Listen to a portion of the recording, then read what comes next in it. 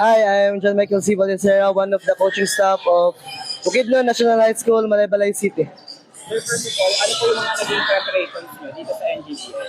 Okay. Preparation namin is training, tsaka mostly napakahirap kasi students at the same time training pa. And then most of our players are varsity sa paralan nila, tsaka yun, training lang talaga. So, ano po yung palaging advice nyo sa mga girls every time na may game? Ang advice ko lang palagi sa kanila is like magtiwala lang sa sarili nila tsaka wag magduda sa skills nila kasi yung skills ay natutunan naman kasi at yun lang, may tiwala sa sarili tsaka wag matakot sa laruan. Ano naman po pakiramdam na sa unang salang ng NGBL is nanalo kayo?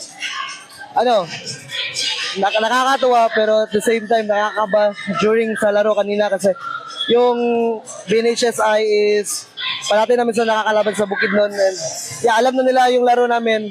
At the same time, alam naman din namin ang laro nila pero yun, di pa rin, wala pa rin yung kumpiyansa namin kaya yun. Sa tingin mo po ba okay po ba yung supporta ng gobyerno sa mga atleta natin? Sa LGU namin, okay naman kasi may binigay sila na snack at saka pagkain para sa mga athletes. If ever may ma-request kami is like for yung one of the problem kasi sa lugar namin is yung transportation papunta sa playing venue. Yun na po. Message na lang po sa lahat ng supporters. Okay.